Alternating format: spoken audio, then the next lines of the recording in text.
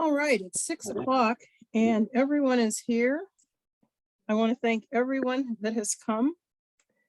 Good evening and welcome to the NAACP Fairbanks Municipal Candidate Forum. Whoops, not Municipal Candidate Forum, Borough and School Board Forum. I'm Helen Marie Matese, Vice President of our Fairbanks NAACP branch, 2001. The mission of the National Association for the Advancement of Colored People is to ensure the political, educational, social, and economic equality of rights of all persons and to eliminate racial hatred and racial discrimination. We acknowledge that we work and live on the land of the Chena Dene people. This evening, we spotlight Fairbanks North Star Borough and school board candidates. Through voting, we fulfill our duty to be involved in our society and affect change. To do this responsibly, we must educate ourselves about our potential leaders. On behalf of the NAACP, I wish to thank and welcome our candidates and our moderator, Paul Adaziak. I also thank and welcome our audience. Audience are made up of potential voters who, by educating themselves here and consequently voting, determine our political futures. Every vote counts. Without further ado, I would like to hand the floor over to Paul Adaziak, our moderator for this evening. Thank you, Paul. Thank you, Helen Marie. Oh, goodness. So thank you. Good evening, everyone. My name's Paul Adaziak. My pronouns are he, him, his, and I'm a local librarian and an NAACP volunteer. I will be moderating or asking the questions tonight. So I want to thank all of you candidates for coming to talk with us this evening.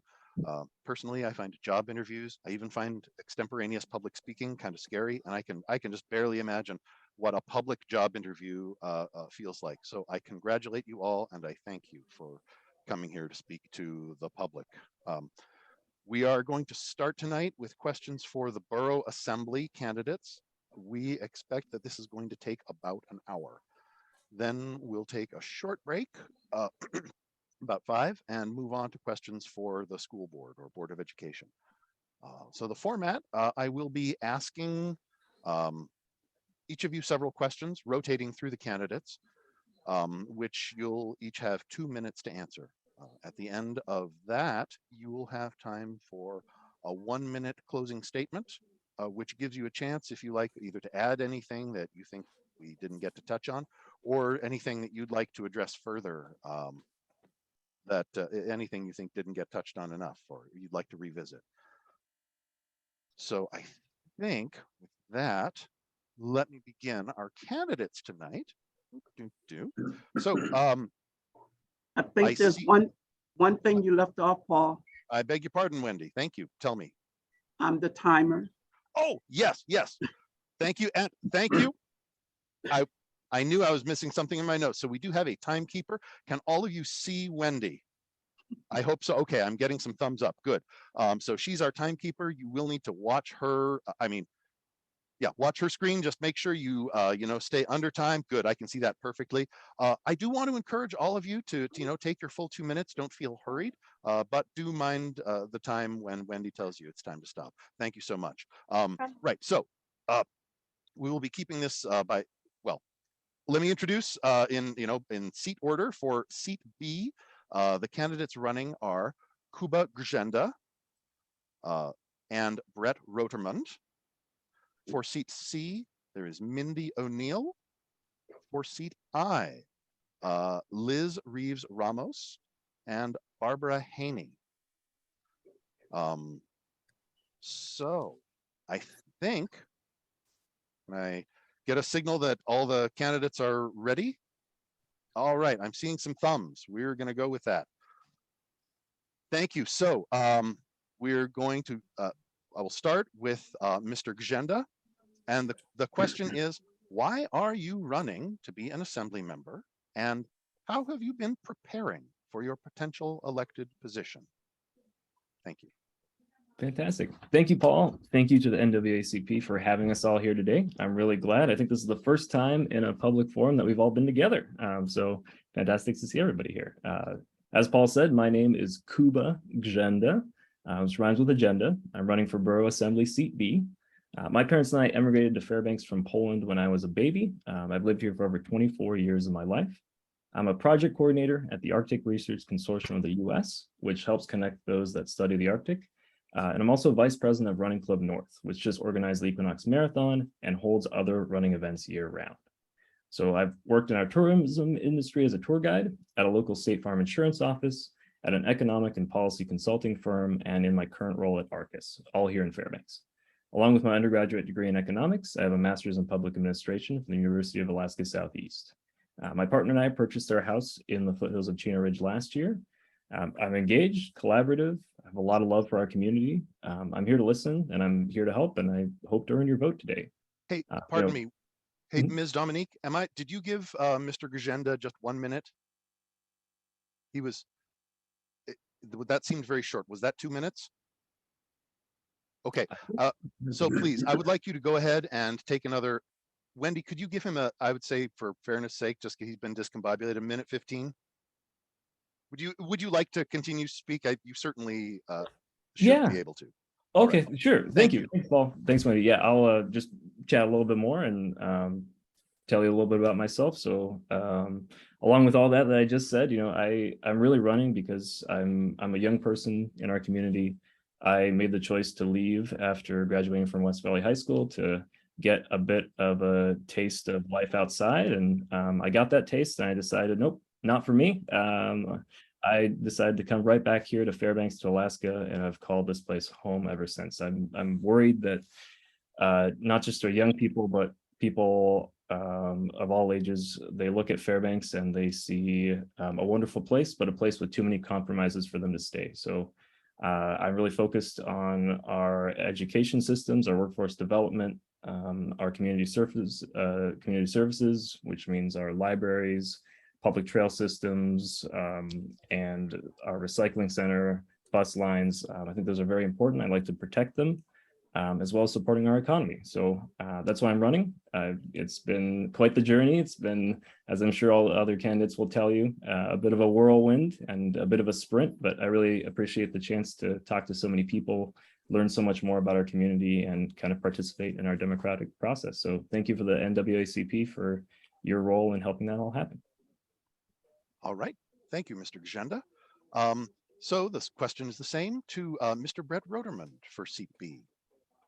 Could you repeat the question, please? Yes, I will. And candidates, I should say, I've just, I pasted the question in the chat.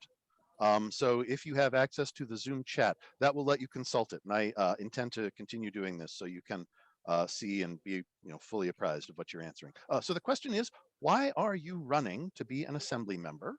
And how have you been preparing for your potential elected position? And you have 2 minutes. Okay, well, a brief introduction. My name is Brett Roderman. I'm running for seat B on Borough Assembly. I'm a 31-year resident of Alaska, all of that in the Fairbanks North Star Borough. Honestly, a couple of motivations to run. I had, over the years, I've been in business here about, of my 31-year career, I've been in business about 25 of those. And over the years, I've met various people and different politicians, and several people asked me that I should consider running. I'm running because I'm a little bit nervous about what's going on within our borough, the high taxes and high energy prices that we're facing right now. I think that a lot of people are going to be forced to make some tough decisions here. And those decisions might mean leaving our great area here. And I think that's really sad. I know years ago when energy prices started to spike at a whopping $4 a gallon for heating oil. My wife and I honestly looked at the prospect of leaving here, and now here we are at $6 a gallon for heating oil. And I'm just kind of worried that people are going to have to make some tough decisions. What have I been doing to prepare? Well, let me tell you, that is a trial by fire. This is kind of a tough one. You know, I considered myself a pretty informed person going into this, but boy, do you learn a lot when you're a new candidate. People approach you with some very interesting opinions, and I see a lot of head shaking right now. And it's been a very interesting learning curve. So what I've been doing to prepare is hanging on to the seat of my pants right now. All right. Thank you, Mr. Rodermund. So next, the question is to the seat C candidate, Ms. Mindy O'Neill. Why are you running to be an assembly member? And how have you been preparing for your potential elected position? You have 2 minutes.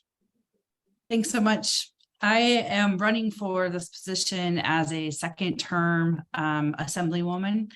So I was appointed in 2018, and then I was elected in October of 2019. And then COVID happened. And so I've spent most of my public service behind a screen, just like this one. And so to answer the second part of the question, it's really been a lifelong 3-year learning process of how to be a public servant when you really take away that personal connection. I'm running because I believe in Fairbanks. I think we have so much opportunity. I see us in our energy prices and the challenges that we face as interior Alaskans, and I see them really as opportunities for us to embrace renewable energy, to embrace a big way of thinking about how we address these problems. And I think that way. I bring that sort of perspective to the assembly. In the last 3 years, I have initiated a climate action plan that really focuses the borough on what sort of impacts the changing climate is going to have to our taxpayers. It's a document that's used for the decisions that the borough is going to be making. And even after this last year, we saw fires, we saw flooding, we saw record snow, and we all felt that in our pockets. So as I continue to learn about my role as a public servant, as I continue to learn about my role as the current presiding officer of the assembly, I'm approachable. I listen to people, and I continuously work on being the most collaborative person I can be while still standing for what I believe in. So thanks so much. Well done. All right. Thank you, Ms. O'Neill. So next, Ms. Lee, for seat I, Ms. Liz Reeves Ramos. Why are you running to be an assembly member, and how have you been preparing for your potential elected position? Yeah.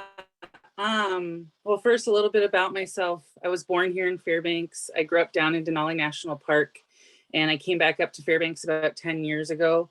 I too, kind of like Kuba, I went outside and tried to find another place that I loved and wanted to live as much as Alaska, and I couldn't find that. So I'm back here. This is my home. This is my community. And I'm running because my background and my career has been devoted to human services, which is taking care of others. I've done that in many different forms. Most recently, I was a court-appointed guardian for individuals who can't make decisions for themselves anymore, managing their major life decisions and finances. And currently, I investigate reports of harm on vulnerable adults who might be experiencing abuse, neglect, and exploitation. I've also been a small business owner. My parents have owned tourism businesses down Denali National Park my entire life. Tourism is in my blood. And I understand how that impacts up here in Fairbanks and the importance of it. One moment. Sorry, my dogs. Preparing for this, as many have said, it's been a whirlwind. You know, learning, like I thought I was connected to local politics, and learning everything, all the ins and outs that come with campaigning and fundraising and learning about APOC. And it's been an education. I've enjoyed every moment of it.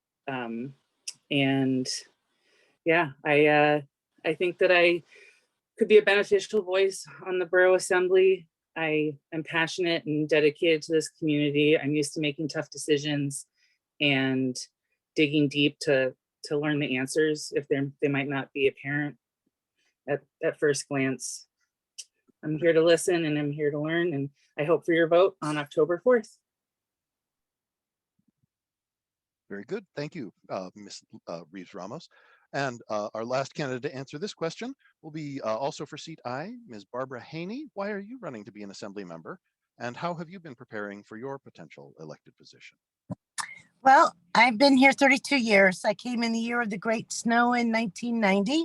If many of you remember, I lived in 1927 Esquire during 98, 99 during the Great Snow then.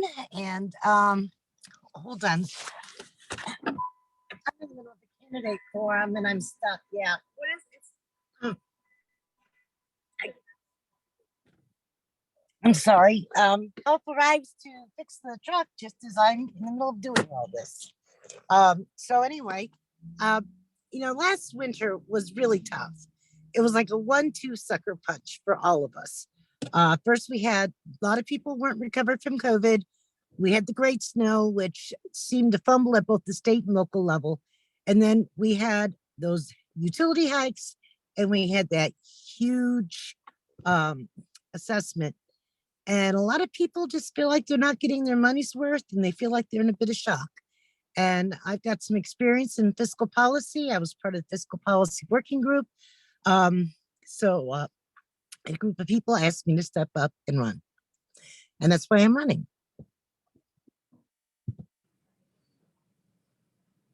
Did you hear that? Yep. Oh, yes, we have. Okay. I'm sorry. I can't see. I'm on a cell phone, so I can't see the chat. Miss Dominique, who I'm familiar with from her school board days. She's a delightful lady. So, I have 7 kids, in case you don't know them. Angela Scott, Luisa Martinez, Mario Jr. Martinez, Stephen Powell, Vanessa Powell, who is now Fiora Wolf, Philip Martinez, and Victoria Martinez.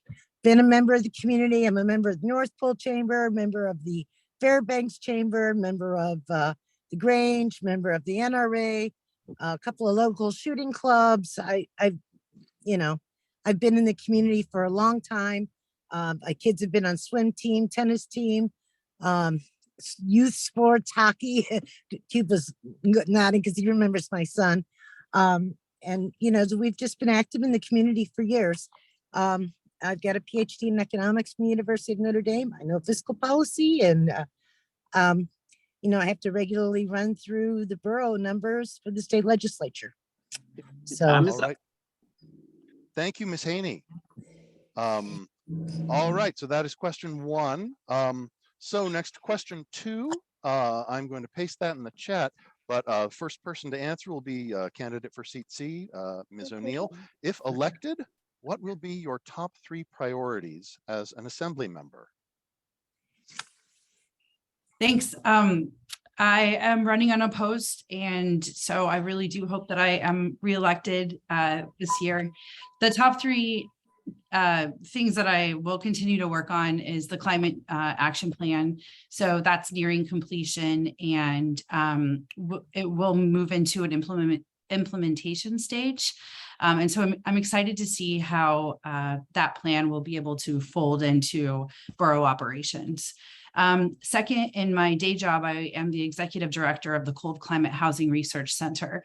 And this has really opened my eyes to the housing issue that we have here in the interior and in the state.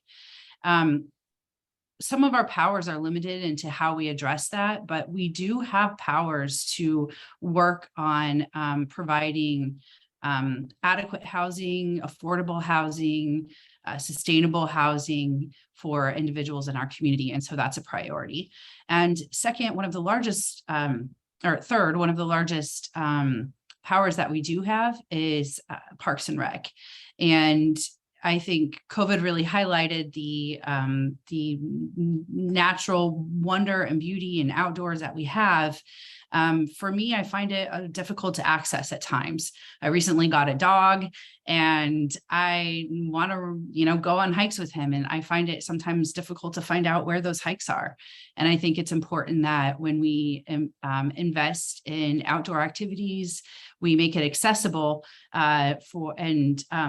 accessible for, everybody, including those with disabilities. So that includes our hikes and our trails, but also our parks, and making sure that we have facilities that are well marked by wayfinding, and also that they are accessible for all. Thanks. All right, thank you, Ms. O'Neill. So next, seat I, Ms. Haney. If elected, what will be your top 3 priorities as an assembly member? You have 2 minutes.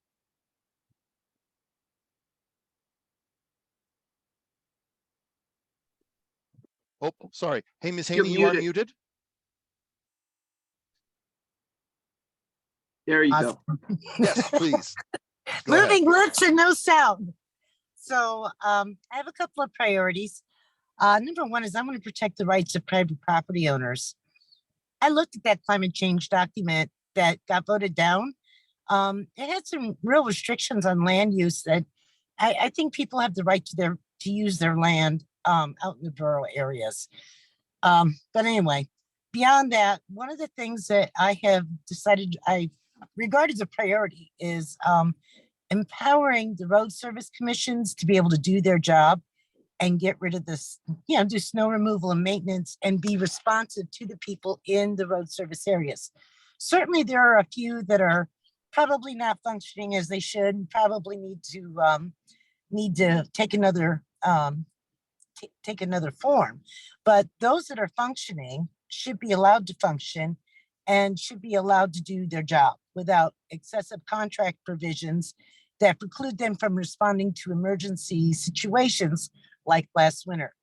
The second thing that I would like to work on is a hold harmless provision for property owners. By statute, you do have to reassess. I understand that. But at the same time, there are a lot of people who are really taken aback by their assessments last time. We have a hold harmless provision in school funding, and the primary purpose of the property tax is to provide the required local contribution for schools. Schools have a hold harmless. Property taxpayers deserve a hold harmless as well. If they get a rapid increase in assessment, they should have some sort of ability to either have an extra period to pay or to have a limited amount of that money put to the first year's bill. There's a couple of different formats I'm willing to look at, but bottom line is we can't do what we've been doing to property taxpayers. They're leaving in droves because they can't afford to stay. All right, thank you, Ms. Haney. So also seat I, Ms. Reeves Ramos. Yeah, there's a lot of different things that, if elected, I would hope to do. Number one, I would definitely want to continue supporting our public education and funding up to what the school board asks for. I know that historically has been what's been going on, and I'd like to encourage that and or see ways that we might be able to increase the funding and just encourage our schools, our public schools to improve and find ways to, in whatever way the Borough Assembly can, to encourage retention of teachers or obtain quality educators. Like Ms. Haney said, the property taxes are, they're high, and I'm a homeowner. I'm a government employee. I felt that assessment just like a lot of homeowners did. And I definitely don't want to balance the budget on the backs of the homeowners or the business owners. I was reading, when I started reading the borough budget, I was very surprised to find out the percentage. I think for the 2022-2023 budget, about 75% of the revenue came from property taxes. And that's a lot. And it doesn't leave a lot of room for other revenue sources. I mean, when the majority of our budget is is from revenue from property taxes. So trying to find ways to increase other revenue and keep the budget without not growing it, because then we'd have to increase the property taxes. And then finally, I grew up in Denali Park. I love the outdoors. I'm passionate about our parks and rec, and definitely want to see investment in those outdoor activities and the infrastructure. Thank you. Thank you. All right, next will be candidate for seat B, Mr. Rodermund. If elected, what will be your top 3 priorities as an assembly member? Well, sitting here listening, I started to make a list and I came up with 6. So I guess I'm going to have to, keep it short here. Land rights is a big deal with me. And I think the borough is starting to overstep their bounds in this. I honestly believe that if you purchased a piece of property and you are abiding by all the zoning rules, that's your right as a property owner. I know a lot of people want to go after all the junkyards and stuff, and I'm sorry, but if those people are not violating zoning restrictions and they're not creating any kind of public hazard, it's their land. They can do with it with what they want. So land rights is a big one to me. Protecting the tax cap, obviously, I think that's critical. It's the way to limit the size and scope of government. It's our one thing that can limit the size and scope of government. I think that's a really important one. Efficiencies is another big one with me. I am uber upset about government waste. And I think we have a tremendous amount of waste at the federal level, at the state level, and at the local level. And starting to talk to some of the people within the borough that work for the borough that start to tell me what's going on behind the scenes. As a business person, I can honestly tell you, I'm not happy. And I don't think anybody is trying to hold these people's feet to the fire. And I honestly believe that's what we need, because we don't really know how our tax dollars are truly being used and how much is being wasted. And unfortunately, our system of government kind of encourages waste. And I think we need to look for ways to curb that. All right. Thank you, Mr. Rodermund. And next is also candidate for seat B, Mr. Gajenda. If elected, what will be your top 3 priorities as an assembly member?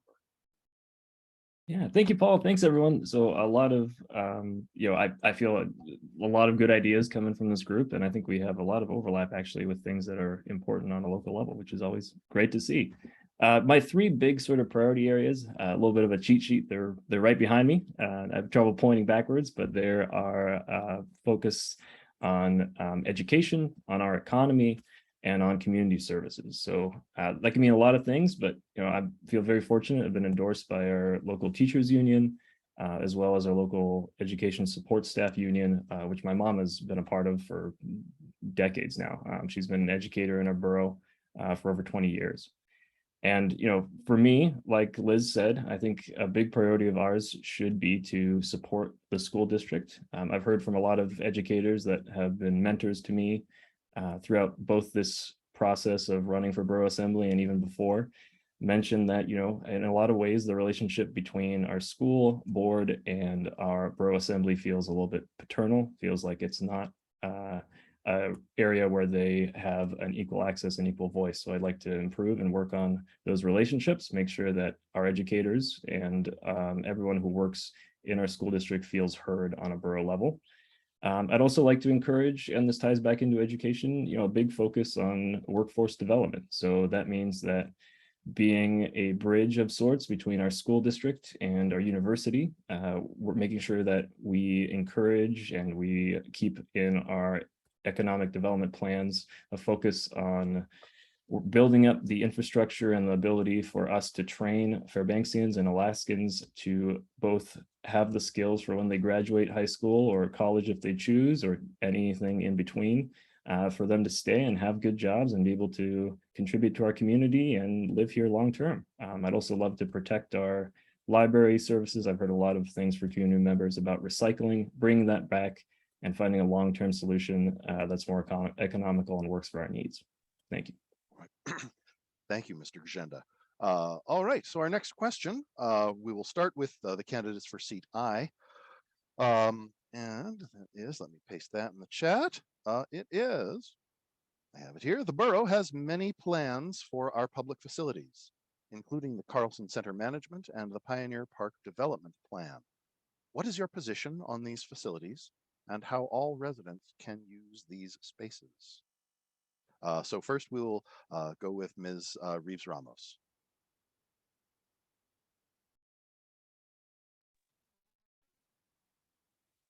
Thank you. I'm just pulling that chat up.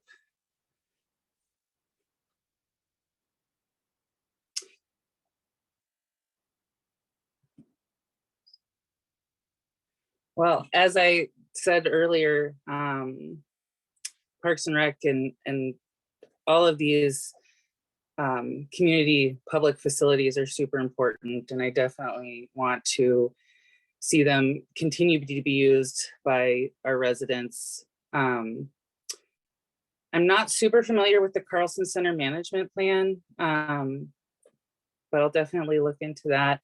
I know that I was very encouraged recently to see the second public dog park reopen. I know that that was a big loss to the community because they have the two separate, I don't know if any of you guys are as familiar with it, but there's two separate places, one for small dogs, one for big dogs. And that was definitely a loss to the community when that was closed. And there was just the one over by the Carlson Center. So I was really glad to see that. I definitely really enjoyed seeing the different ways that the parks have been improved, the public spaces, making them more accessible. And I really enjoyed Pioneer Park and seeing how that's been open to the public.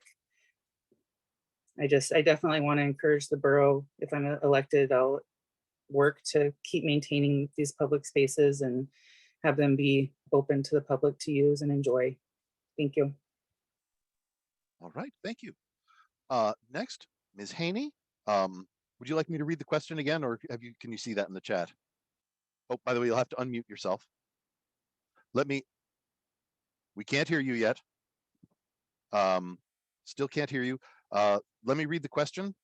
The borough has many plans for our public facilities, including the Carlson Center Management and the Pioneer Park Development Plan. What is your position on these facilities and how all residents can use these spaces? I bet I can hear you now. Okay. You know, I really want to take a look at the management plan a second time. I know it was used as a kind of a backup space for the COVID during the pandemic for in the event we got overwhelmed like Elmhurst Hospital did in New York City. And I know there's some CARES Act funds that went there. I think one of the things that has concerned me is that it has gone into public management rather than private management. But I'm willing to take a look at a closer look at what is currently going on. I know there have been a lot of people who have been very disgruntled about the borough taking over management of the Carlson Center. And there are some people who would like to see it sold. I would not sure about the selling part, but I would like to take a look at the cost structure of what is going on, because we have to be able to maintain our facilities. And if that maintenance and operation doesn't fit within our ability to afford, then we have to make some adjustments in our set of our portfolio of public facilities. As a side note, I have a grandson who did work for the borough in emergency services. I had a daughter who also worked for the borough in emergency services. They couldn't afford to stay here anymore. They're gone now, and I miss them. And they couldn't stay because they couldn't afford to stay. That was the truth. So it's great to talk about your wonderful, nice facilities, but if you're pricing your other employees out, then what are you really achieving? And that's the end game here. We have to be able to provide a cost of living that even our own employees at the borough can afford. And that is where I am really concerned. It's always nice to say, oh, we've got these great trails and we've got all this great stuff. But if the people can't afford to live here and they can't afford to sustain themselves here, That's a problem. Your And it's a- time. All right. Correct. Thank you. Thank you, Ms. Haney. Next, candidate for seat B, Mr. Gajenda. Yeah, thank you, Paul. Yeah, so I think a lot of people had doubts, and some still do, very valid about sort of the purchase of the Carlson Center and taking that into borough management. But from what I've heard from the community recently is a lot of excitement. So, the Borough Assembly recently entered into an agreement with the Fairbanks Youth Soccer Association for that organization to have indoor sports courts flip-flopping every other week with hockey. So I think that sort of agreement and that sort of partnership with a nonprofit organization that I was one a long time ago, a little kid playing, that was one of my sources of recreation, and it was affordable and accessible even for a first-generation immigrant family like mine. And I came back a few years ago and had the chance before COVID to be a youth soccer coach for a couple of middle school kids, which was just a lot of fun. And it's a great organization. And I'm really excited that they have partnered with the borough to, one, provide the borough with some much needed revenue in the case of the Carlson Center, but also in that it's a partnership that makes a lot of sense, that people are excited for. And they're really thrilled at the idea of an indoor community space where they can have one membership with an organization and then be able to play basketball, pickleball, tennis, other sports that are kind of on their way and being developed. So I think that's really exciting. And I think, the more that I've spoken with people and the more that I've listened in the community, I think a lot of people are finding that exciting too.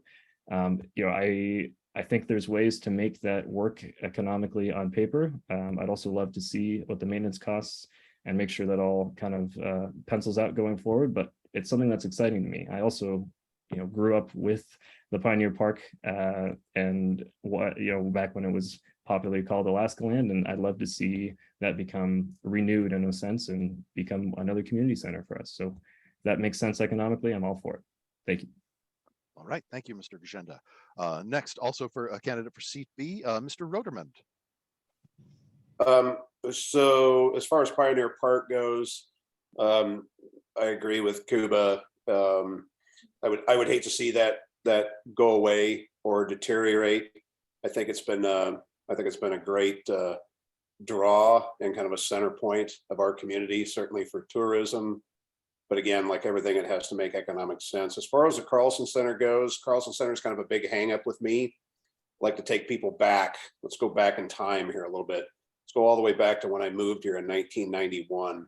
I can remember huge events going on at the Carlson Center. Not only did we have UAF hockey, which was a fantastic draw, but I remember that almost every big name entertainer that ever came to Alaska, they would first play Anchorage, and then they would come to Fairbanks, and they would play at the Carlson Center. Been to concerts, I've been to comedy shows, I've been to ice skating events. So many I can't even remember. What is happening now? Nothing. Zero. Zilch.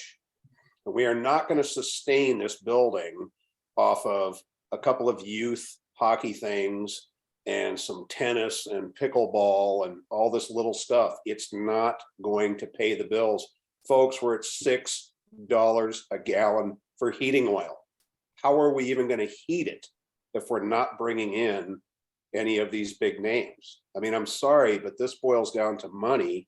And, right now, what do we have? We have government subsidized entertainment for a very tiny, tiny group of people. And I'm sorry, we need to get the Carlson Center back to something big. And right now, we don't have anything big. We need better management of that facility. Thanks. Right. Thank you. And last will be candidate for seat C, Ms. O'Neill. Thank you. I'd like to commend the administration for the work that they and the thought that they put behind getting the Carlson Center up and running. That was at least a 2-year process of surveying the community, having community outreach events, having surveys, having opportunities for input where the community said what they wanted. They said that they wanted a facility that they could go inside and have a recreation. They said that they wanted a place for concerts and venues and home shows and trade shows and gun shows. Those are happening. They said that they wanted hockey games. Those are happening too. We were losing money under poor management of that facility because we were afraid of taking over something as a government agency. So I commend the administration, I commend the department for having a thoughtful approach to running a borough facility and doing it in the spirit of having a community place where it is really open to all. That there is a very large group of people who enjoy the Carlson Center for lots of different reasons. And who come here for entertainment, for health purposes, and for fun and community. So I support what they're doing. I think, sometimes the premise of running government like a business is misguided. It's not set up that way. And that's really tough. But when you run it efficiently, then you do. Quickly, I just want to say that the Pioneer Park plan is so exciting. I love that there is continued and better access to the river. We'll be able to use that place, and it highlights our cultural and our indigenous roots. It highlights our history, and it brings it into a way that we can access it during the winter, we can access it during the summer, and we can continue to build community around this, let's say, a real heartbeat of Fairbanks. So I'm all for it. I think we're on the right path. All right, thank you, Ms. O'Neill. For the next question, we'll do seat B first. Let me paste this in the chat. The question is, if elected, a major action within your first 6 months will be approving the proposed budget. Explain what funding issues are important to you and why. And I will ask Mr. Rodermund to answer first. You have 2 minutes. Okay, so I don't have any real specifics about the budget. I've tried, this is part of the learning curve. Tried to study the budget in detail, and without sitting in on a lot of these meetings and having the inside information on it. Honestly, it's a tough question for me to answer. Again, what I go back to is efficient government and making sure that our taxpayers are getting the best bang for their buck. Ms. O'Neill just made a comment about we can't run business like government, or we can't run government like a business runs, that it's not based on that model. My argument is therein lies the problem. You can't run government efficiently and effectively without running it like a business, and this is why the taxpayers are so upset about where their money is going. So honestly, I wish I could give some really specific things about the budget that I'd like to pick apart, but without sitting in on those meetings and knowing all the details of what's going on behind the scenes, I think honestly I would be making up an answer to that question. So I guess I will honestly bow out to people in the know. All right, very good. Thank you. Thank you, Mr. Rodermund. Next, also for seat B, Mr. Gajenda. Yeah, thanks, Paul. So, I really think that borough residents want an efficient but functional and effective local government. So, I've been listening and I've been participating in borough assembly meetings as a spectator and trying to absorb as much as I can. And, I'd agree the borough budget it's 1,000 pages. It's an intimidating document, but I've had some great help in kind of looking through and really realizing, getting a broad view of what's going on. And, I think our administration in recent years has been appropriately cost conscious. We've eliminated a lot of redundancies and we've stayed pretty lean. Mill rates have fallen, assessment values have gone up, but mill rates have fallen for property taxes. And we've operated with budgets that are under the borough tax cap, which, I think has come up. It's on the ballot this year. I support the borough tax cap as well. I think borough residents have made that loud and clear that that's what they want, and I completely respect that.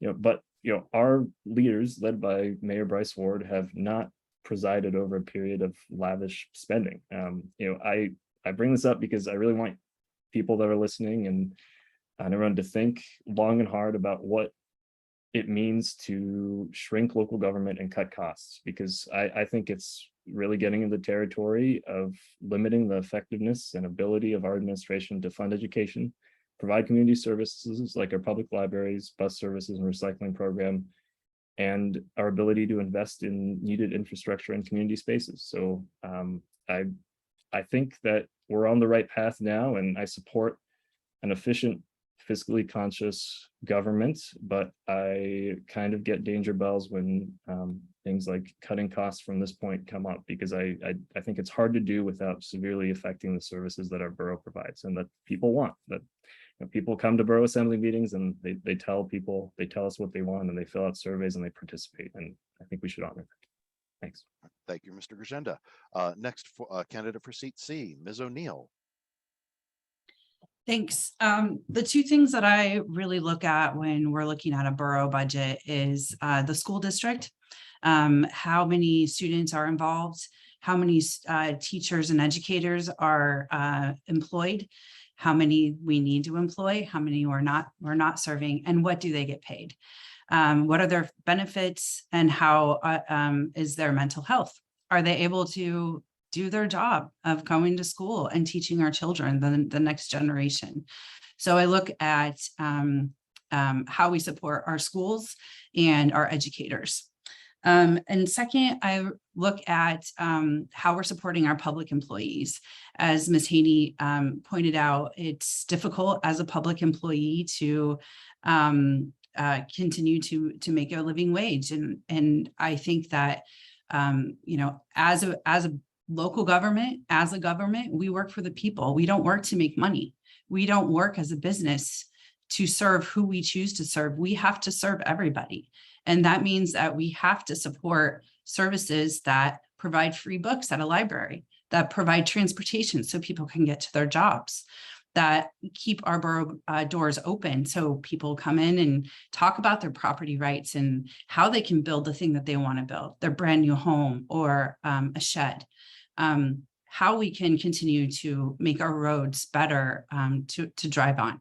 That takes people who are happy, who can spend their time and resources going to concerts, going to cultural events, and participating in the community. So those are the two things I really hone in on. I find it a fascinating process to look at, go through department of department, and literally line item paper clips is what we're getting down to essentially. And I totally want to echo what Kuba said. This administration has really kept it in check, and we've been able to lower the mill rates every single year that I've been on the assembly.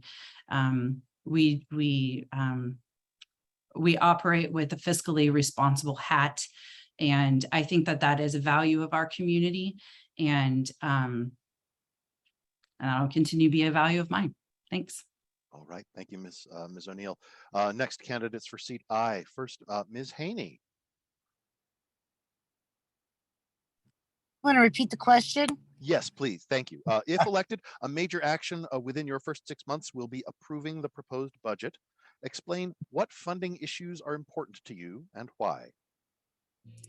First thing I'm going to do is I'm going to make sure that we have adequate resources for our road service areas and for our emergency services. I think stuff in Fairbanks, cute, fun, culturally nice, great for the good times, okay? But the borough isn't just simply Fairbanks. The borough is North Pole. The borough is Badger One. The borough is Chain Hot Springs and Two Rivers. The borough is Salcha. The borough is up in on the other side of there's two Murphy Dome and Esther Dome, okay? And last winter, we were left without power, without snow and ice removal without any sort of communications.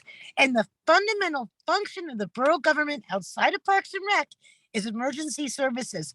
And many of us were stranded. And I will not let that happen again if I'm on the borough assembly. That is critical. I mean, I can't even believe some of the stories I heard from last winter. And there was nothing from the borough government on that at all. And am I a little angry? Yeah, because you had people without power, you had people without snow removal, you had people without communications, and you had some really cold temperatures, and they had deed restrictions, so they couldn't burn wood to keep themselves warm. So yeah, just a little fed up with the emergency services management. Great that we have concerts, great that we have sports facilities. I'm not anti those things, but we've got to be down in nuts and bolts. And the borough is more than just simply Fairbanks and the university. There's Salcha, there's Two Rivers, there's North Pole, there's I mean, how about the rest of the borough? Let the city of Fairbanks take care of the city of Fairbanks. The borough is much bigger than Fairbanks, and North Pole and Salcha and Two Rivers and Esther all deserve some kind of presence in relief. And that's the point of the borough services, right? And if they're not going Miss to, Haney. then we have to do it. All right. Thank you, Ms. Haney. Last candidate. Sorry. If that's all right. Candidate for seat I, Ms. Reeves Ramos. Yeah, Ms. Haney brings up a good point. The Borough Assembly is here to serve everybody in the borough. And I don't think that anybody wants to forget any other community. It's borough-wide. There's, I think, based on the 2020 census, there's 98,000 people that live in our borough. And the Borough Assembly represents and serves all of them. And I definitely would do that if elected to the Borough Assembly. I think that, like Mindy and Kuba have said, the budget is pretty, it's a lean budget, and I'm not going to try and hold it up because I've got the green screen, but it's a substantial document. It's the binder I have next to me is 4 inches thick. And when you really dig in there, you can see where all the money is going. So nothing's hidden. It's very open to where the spending is. When you talk about, trying to find cuts, I would definitely go as a government employee myself. I know that the people who know where the waste is are the people that are in the departments working in those offices. They know where some excess might be. So I would definitely look to them to see where we need to cut. But we also provide a lot of services, and that takes money to, it takes money to do that. I really like the what's going on with the borough now, where they are, for new construction that's multi-unit homes, they get a 1 to 10 year property tax exemption. And I think that's encouraging new development, new homes. It's so expensive to live here in Fairbanks, and so encouraging new affordable housing would be, it's just great. And I definitely support it. Thank you. All right, thank you. So it getting close to 7, we have to move on to our last question, for which it'll be your opportunity to give closing remarks, to touch on anything you feel we didn't address or that we did address, but you need a little more expanding on. We'll give you each 1 minute to answer this. And first, I guess we'll return to the original order. Candidate for seat B, Mr. Gajenda. Any closing remarks? Yeah, fantastic. Thank you, Paul. We, most of us had the chance to finally, at least in my case, meet each other at Raven Landing last week. And I think a common theme that we all shared is the municipal election is often something that's sandwiched between bigger elections on the state and national level, and it's often forgotten. If people are watching this, then they probably understand that, our election is on October 4th and early voting is open now at the Shoppers Forum. But just in case, I think I'd like to tell people that don't assume that your friends vote, that your family vote. Please educate them, talk to them, encourage them to participate. We have a fairly abysmal local participation rate in our borough assembly. And really, these races are the ones that have the largest impact on people's day-to-day lives. So like everyone else brought here, talked about road service areas, funding for our schools, community services like our library, all that is largely decided on the local level. So I want to thank the NWACP for your time and all the other candidates as well. So thank you very much. Thank you, Mr. Grisenda. Also for seat B, Mr. Roderman, closing remarks. Boy, I think Kuba just said what I was going to say. I was literally starting to plan that in my head, and he basically said it. It is amazing how many people that I talk to have no clue when this election is, where to vote. Biggest question I get, or the biggest comment, wow, I'd really love to vote for you, but I don't think you're in my district. And people don't understand that, these are at-large seats. During the special election in August, when it was over, I had people call me and said, "Did you win?" And I'm like, really? It really is amazing. I think we've got to get out and tell people, it's very important to vote for these local elections, because this is the stuff that really affects you at home. It really digs at home. And I think people just need to dive into this thing, regardless of who you're voting for crying out loud, just get out and vote. So if you're listening to this, please just go vote. I know it's a local election. It's boring. Go vote. Thanks. All right. Thank you, Mr. Roderman. And I have to contradict you and say it's not boring. Next, candidate for seat C. So I shouldn't editorialize. Candidate for seat C, Ms. O'Neill, your closing remarks, please. Thank you. I'd have to say this is the fastest hour that I've had for a while, so definitely not boring.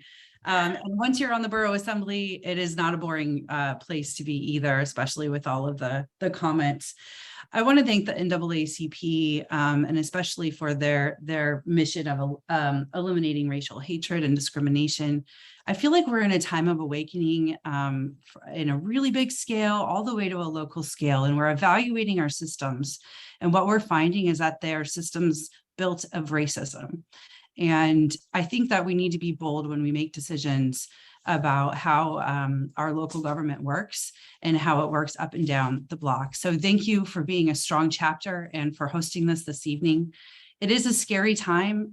There's a lot of unknowns out there, but I think Fairbanks is set up to really capture opportunity and do the things that really do affect people the most: potholes, parks and rec, transportation, roads, education.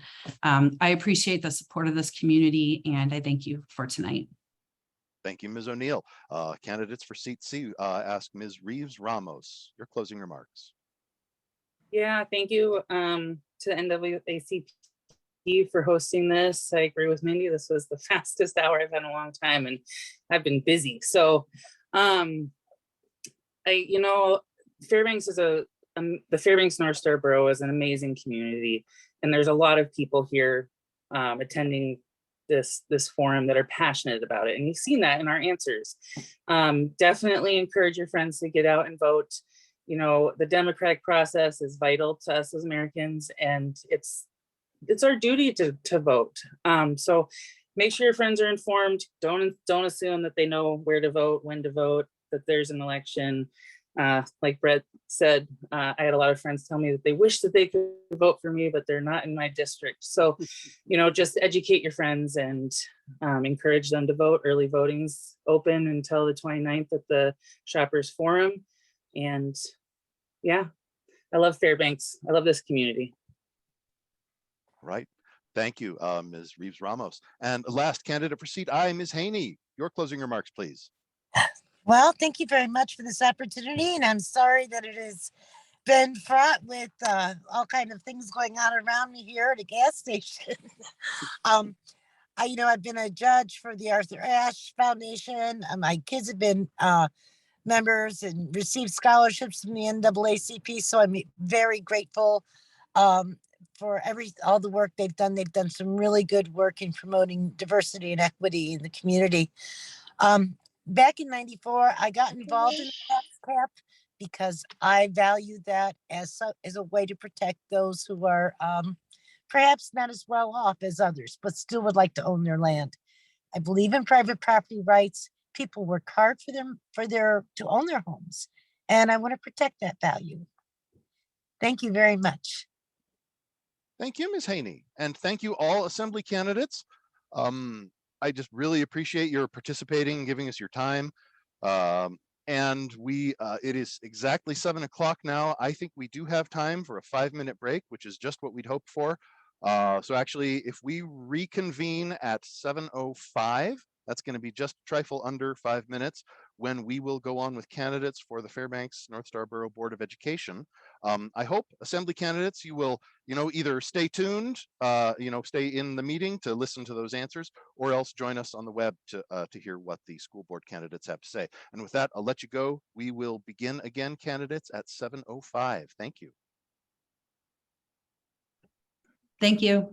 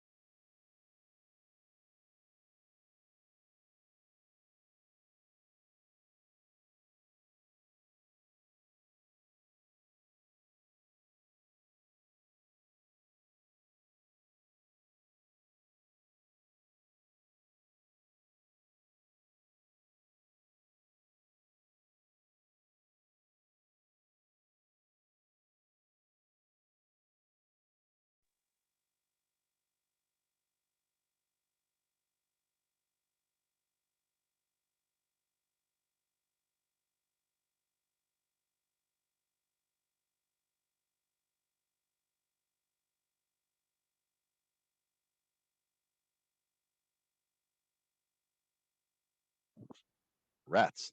Thank you. All right, I think we're back. Thank you, folks. I want to make sure that all 4 of our candidates for Fairbanks North Star Borough Board of Education or School Board are here. Let me just introduce everyone. Thank you, candidates, first for being here. For seat C, we have candidates Les Nichols and Brandy Harty. For seat D, we have candidates Melissa Burnett and Kenesha Radowski. So the format to this will be similar to the format to the first part of the forum, where you will have 2 minutes each to answer a series of questions, and then we'll give you a 1-minute shot to sum up and say any concluding remarks. So I think with that we can head on in, and I will start with seat C. Let me put that question into the chat for everyone. And that question is very much like the first question of the Assembly Forum. Why are you running to be a school board member? And how have you been preparing for your potential role on the board? So first up for seat C is Mr. Les Nichols. You have 2 minutes. Perfect. Thank you. So I'm running largely because I'm a parent. I've got 2 children that are in the district now, and I want to make sure that they have a great education, not just a good one. But it's not enough for them to get it. It needs to happen for our entire community. So as a parent, I'm just concerned about a lot of what I've seen over the last 5 years. And I want to help get in front of the problems before they get any bigger. And what I feel I bring to that, before I was a car dealer, I was a teacher, both here in the US and in Brazil. I was a dean of students, a vice principal, a principal. I spent 10 years in middle school education, working with primarily at-risk youth and children with disabilities. My leadership roles have included serving on board of directors I'm currently president of Alaska Auto Dealers Association. I'm the vice president for Santa's Helpers. In the AADA, we help represent automotive needs and consumer needs to the state. Santa's Helpers, we provide Christmas to up to 350 families every year. I've served on the board for the Boys and Girls Club of Tanana Valley, Fairbanks Montessori, the BCAE, and I've also been a co-chair for our local United Way to raise money for our local critical nonprofits like the food bank. As a business owner, I took over a dealership that was losing almost $1 million a year and turned it around. I've since purchased a couple other businesses here in the Fairbanks area, and I currently employ about 40 people. I have a record for leading organizations out of financial crisis and back into sustainable success. And I think our school board could use that combination of experience and skills. I'd like to bring my record of success for schools, businesses, and nonprofits to our school board. But again, really, most importantly, I'm a parent. I just want to secure the best educational opportunities for all of our children. In terms of preparations, I've met with current board members. I've been attending meetings for quite a while, virtually and in person. I've been talking with teachers and educators and the administrative team. And I've been looking at the dynamics and dysfunctions that exist within the relationship between the board and administration and teachers, looking for ways that those things can be bridged. I've been examining the budget for opportunities and using my campaigning as a way to show some of the solutions to the problems we face rather than just talking about Time is up. themselves. Yep. Sorry, Mr. Nichols. That's okay. Appreciate it. No, thank you. Thank you, though. Ms. Also for seat C, candidate Ms. Hardy, Brandy Hardy. Please, why are you running to be a school board member, and how have you been preparing for your potential role on the board? Yeah, I was born and raised right here in Fairbanks. I like to say I'm the proud product of our local public schools. I attended Joyce School and then moved on to Ann Ween. I was the first graduating class of Ann Ween when that was built. And then I went to Tanana Middle School and graduated from West Valley High School. And I, like many others who you've heard before, I left and went to college, and I earned my master's degree in special education, and I'm dual certified in both elementary and special ed. And then I chose to come back home, and I began my teaching career here in Fairbanks at Hutchison High School, and then I was a special educator there, went on to Hunter Elementary and was a 5th grade teacher there. My husband, who was active duty military at that time, and after a deployment, when he came home, we moved to Alabama. And in Alabama, I learned a lot of things. I taught there very briefly, and I learned the importance of strong unions. And I also learned how excellent our Fairbanks education system really is. And so I'll move on because I'm seeing Wendy. My why is all of those things. I'm a teacher, I'm a mom, I'm actually a sub. I subbed this morning. I'm passionate about our schools, and I always have been. As an educator, you just kind of have to be. And what I've been doing to prepare my whole life, I've been a teacher, I've been an educator, but I've been attending, I've seen every single regular school board meeting for the last 2 years, either online or in person. I've testified, I've been engaged.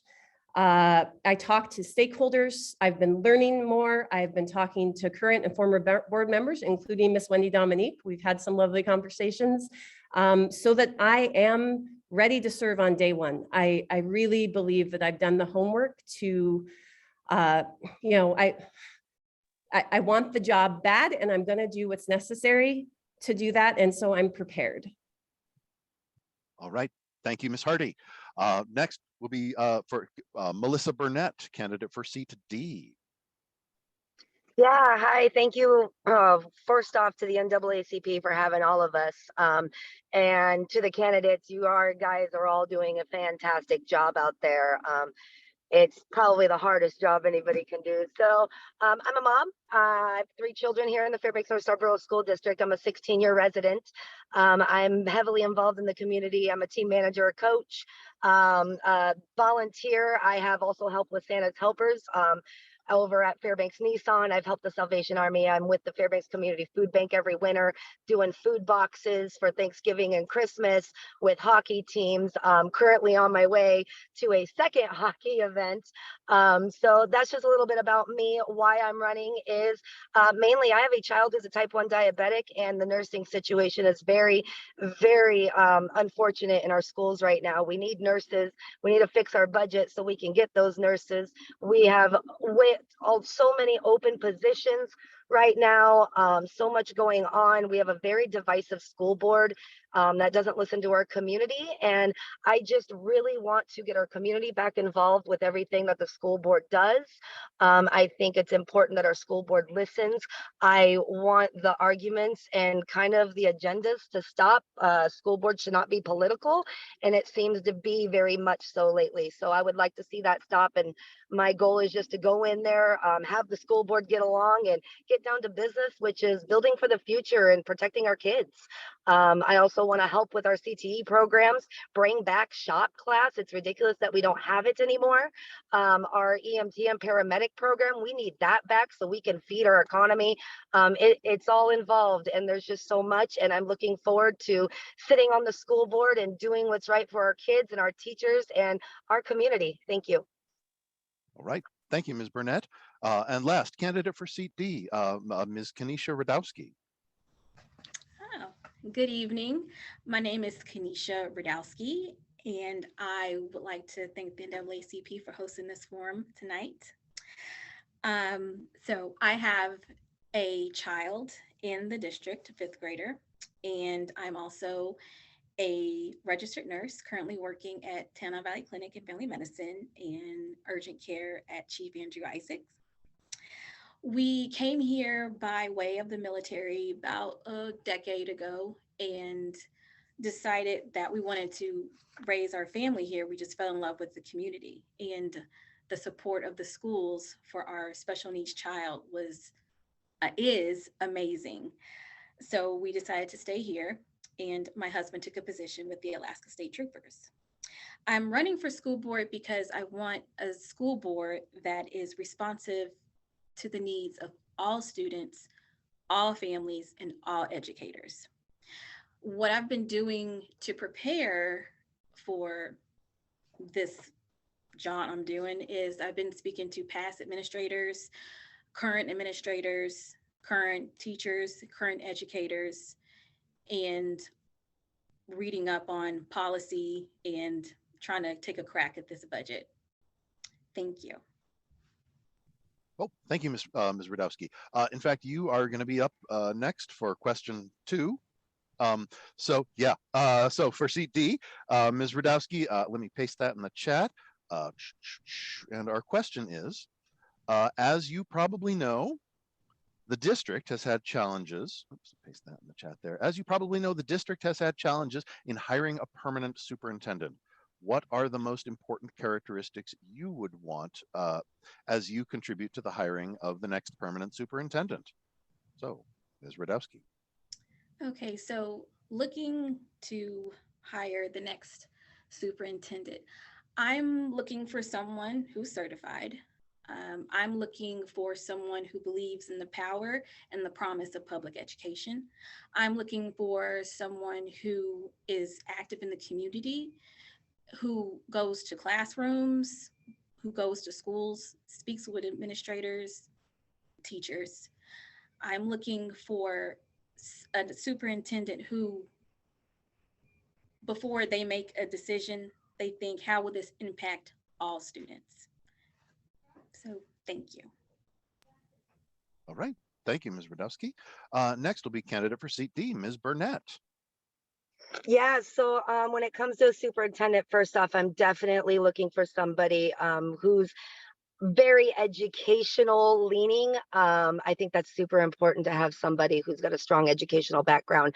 I'm also looking for somebody with strong leadership abilities and a strong vision and strategic thinking, somebody who can take our school district kind of to the next level and do what is required to put us back on top. Also somebody who has got a good mind for budget and a good mind for everything that happens in our schools. It's also important to look for somebody who is willing to communicate, willing to work with the school board.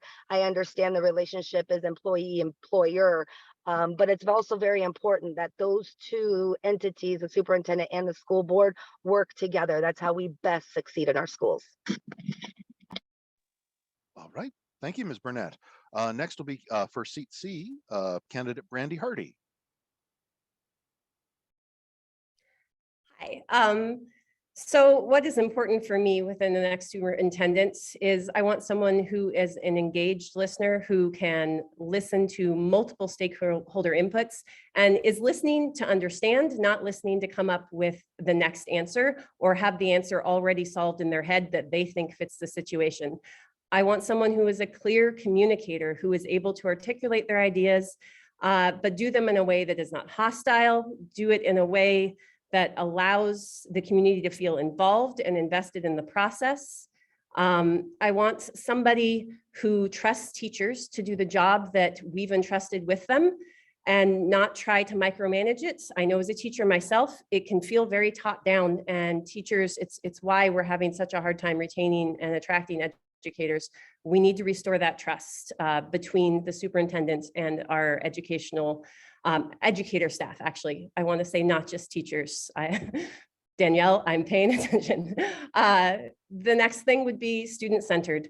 Absolutely everything should come through the lens of what is best for our students. In all things, if we decide something, the very last check on all those decisions is this truly in the best interest of our community, our stakeholders, and our students? And if it's not, then we need to reconsider those decisions. And then as a special educator myself, I desperately want to find somebody who has experience in special education, who understands special education, who understands what it means to have inclusive education. Because when a rising tide lifts all ships, when we can really help those students who have more diverse support needs, we are then paving the way for everyone else to be successful. Yeah, so those are all really important. And we need to be an attractive board to attract that person to our schools, which means we all need as board members to work together. Otherwise, we're not going to be able to fit that high standard. All right. Thank you, Ms. Hardy. And last for seat C, Mr. Nichols. Yeah, so there's in trying to find a good leader, I would want to know what kind of leader are they? What's their style of leadership? Because I think it's going to take a very particular type to lead our district effectively. I want to see what can they show us that they've accomplished in their educational journey, in their role as an administrator in other places. What would anchor them to our community? If we're looking to bring someone in from outside, retention is a huge thing, and finding a way for them to be anchored in our community, especially as someone who may be coming from a foreign climate, or it's very important in retention to make sure you've got somebody that's going to manage our winters, the mental stresses that our area can bring for people that aren't familiar with, lots and lots of darkness and cold. I would want to know how they have built communities and built relationships in their current and past positions. They've got to be able to bring people together. It's an absolutely critical skill, and it's something that a lot of people feel we're not getting done right now. They need to know that their job is to support teachers. That's the primary mission. Teachers know how to do their jobs. They just need somebody to give them the support they need and kind of get out of the way. I want them to have experience with diverse cultures, because we are a very diverse district. We have, I think, 60 languages or more spoken in our area. It's a lot. It's a lot, and that brings different perspectives. And I want to see what can they show us to show that they are a great academic leader, because we have to address the where we are currently in academic performance. Now, a lot of that I'm going to put on oversized classes and teachers being asked to do too much. The last thing I would say, I want to echo Brandy's comment about someone that understands special education. Special education teachers understand how to accommodate for disabilities, both the ones that we see and the ones that we don't see. Meaning some kids, they come in and they have an IP, we know they have it. Sometimes you get a kid and you go, I see that they struggle with this. I'm going to apply the same technique I used over here. It looks like that's my time. All right. Thank you, Mr. Nichols.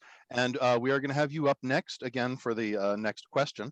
So for seat C, and the question is, pasting that in the chat, it is: Black, brown, indigenous, disabled, queer, trans, and other students consistently face discrimination and bullying.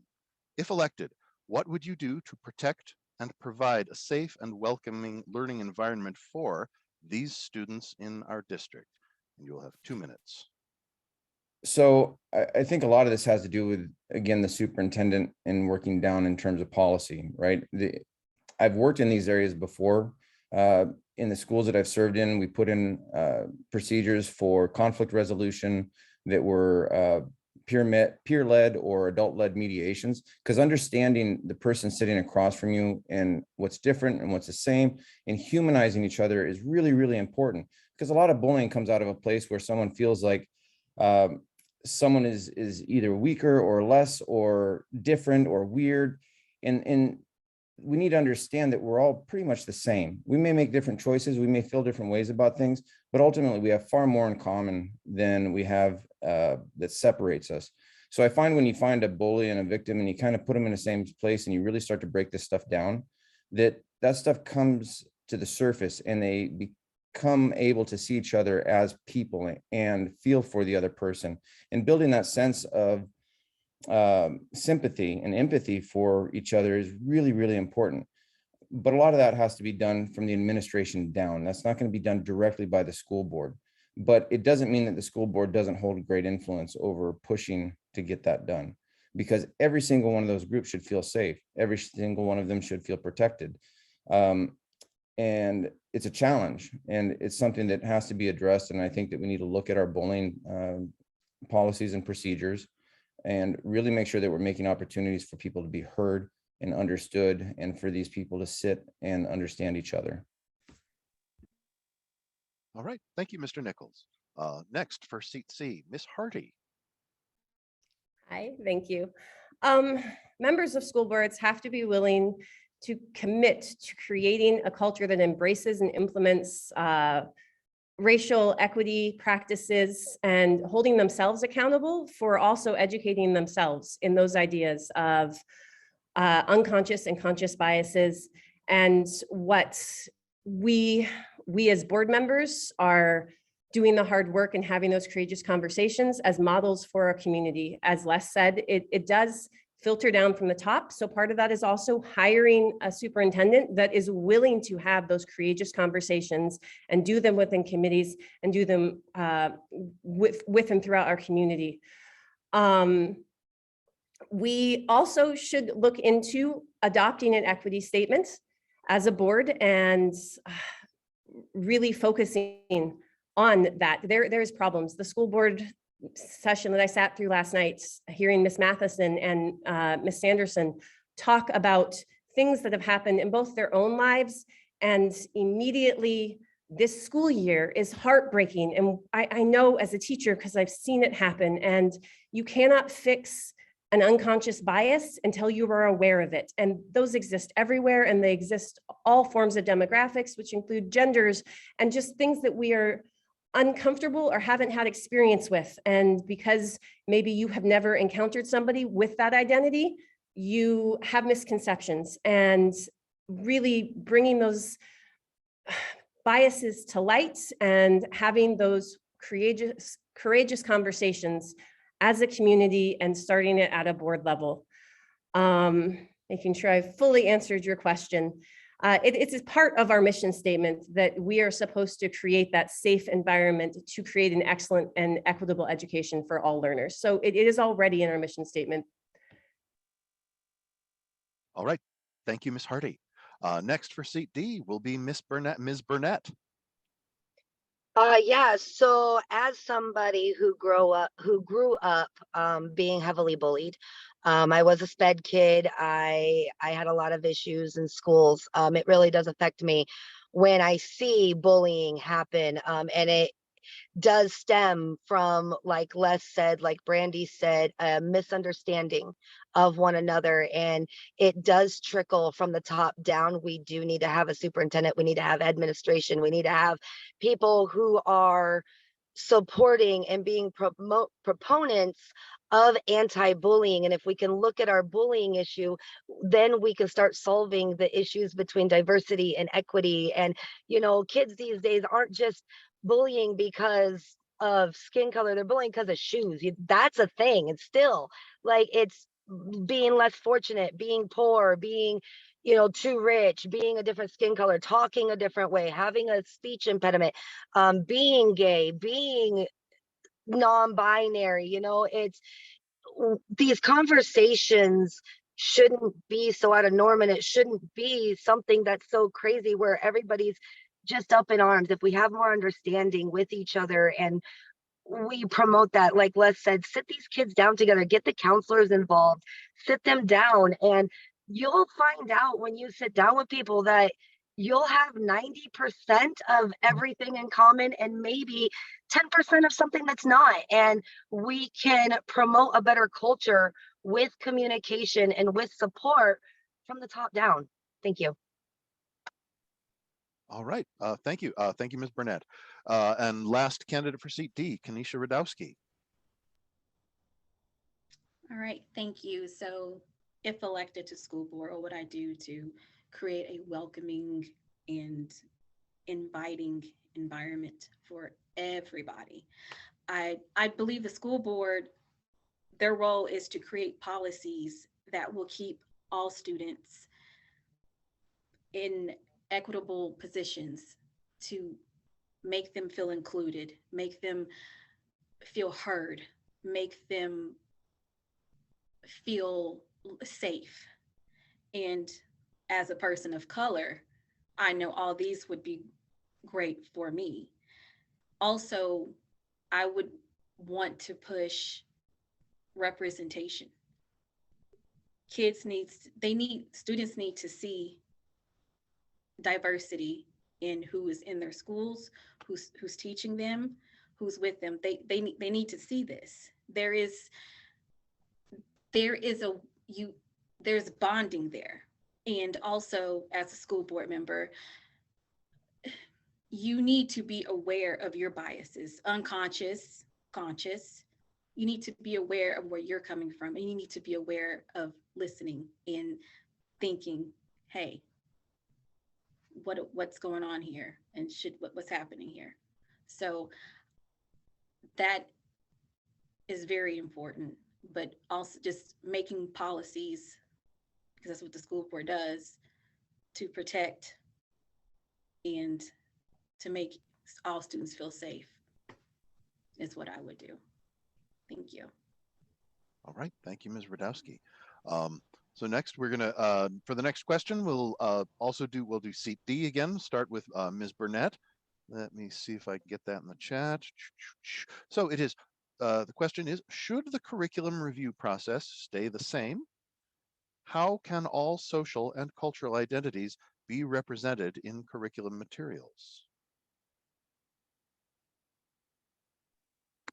Well, to be quite honest, I'm going to have to do some more research on our curriculum process, but I know we do have a curriculum committee who goes in and does look at all this. And it is my understanding, and from what I have seen and from the research I've done, that they do a very good job at it. I would not necessarily want to change much. Like I said, I would need to do some more research, but I do like our curriculum committee. I like the curriculum we have. I like the materials that support it. I know that with a budget shortfall right now, trying to look at materials and things might not be something that's in our direct future, but that could be something that we approach later down the line, maybe when our budget is a little bit better. Materials can always be updated to match what's going on out there in the world. Like I said, I definitely do need to do more research into it. Thank you. Yep, thank you, Ms. Burnett. Now, Ms. Radowski for seat D. So this is something I had to look up because I was not well versed in curriculum.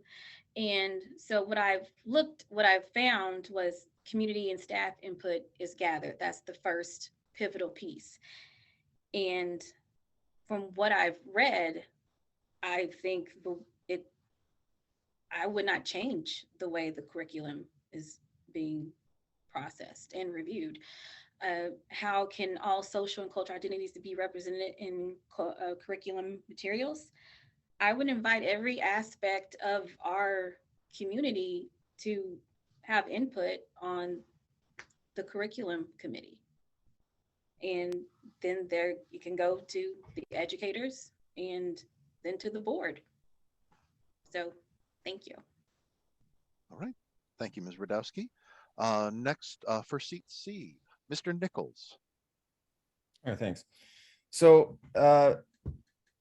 on the review process, I mean, I would say that it's important, and I've heard this complaint quite a bit, that the teachers don't have enough input into this process. They're the ones implementing the curriculum.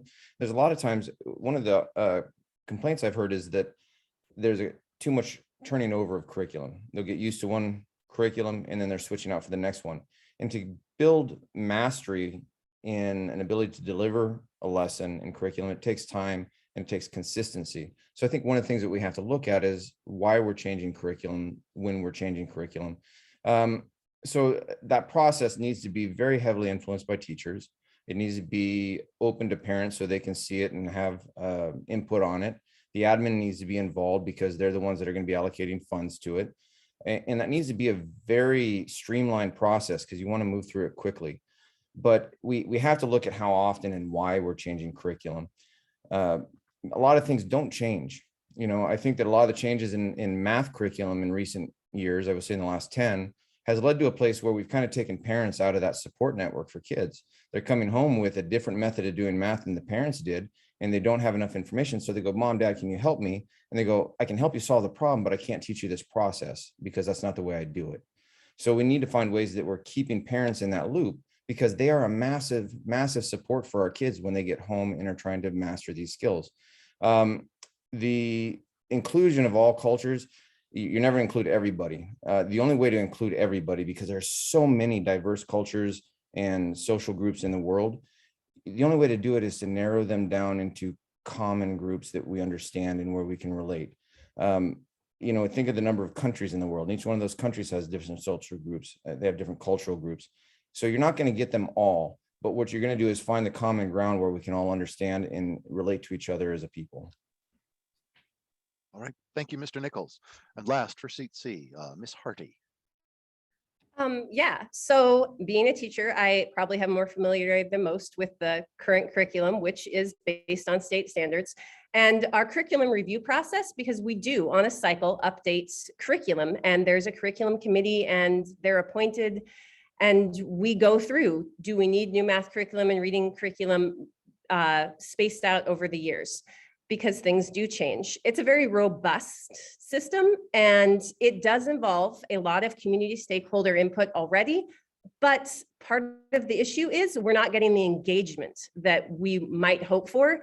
It's pretty low. You might get just a few people who will view or return surveys, and that's unfortunate. And I think the board and our district as a whole needs to really work on how do we get people more engaged in that process.